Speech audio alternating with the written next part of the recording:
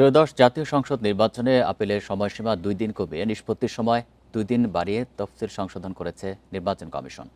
সম্প্রতি গণপ্রতিনিধিত্ব আদেশ 1972-এ সংশোধিত প্রজ্ঞাপনে এই তথ্য জানানো হয়েছে। সংশোধিত প্রজ্ঞাপন অনুযায়ী নির্বাচনে মনোনয়নপত্র বাছাইয়ে রিটার্নিং অফিসারের সিদ্ধান্তের বিরুদ্ধে আগামী 5 থেকে 11 জানুয়ারির পরিবর্তে আপিল করা যাবে 5 থেকে 9 জানুয়ারি পর্যন্ত। আর 12 থেকে 18 জানুয়ারির পরিবর্তে আপিল নিষ্পত্তি করা হবে আগামী 10 থেকে 18 জানুয়ারি পর্যন্ত। সংশোধিত প্রজ্ঞাপনে বলা হয়, গণপ্রতিনিধিত্ব আদেশ 1972-এর অনুচ্ছেদ 11-এর 1 দফা অনুসারে নির্বাচন কমিশন বিজলি কেবলসের স্কিন কোটেড ইনসুলেশন আগুন প্রতিরোধী। বিজলি কেবলস, নিরাপদ আজীবন। জাতীয় সংসদ গঠন করার উদ্দেশ্যে প্রত্যেক নির্বাচনী এলাকা থেকে একজন সদস্য নির্বাচনের জন্য সময়সূচি ঘোষণা করে 11 ডিসেম্বর গেজেটের অতিরিক্ত সংখ্যায় প্রকাশিত প্রজ্ঞাপনে সংশোধনী আনা হলো।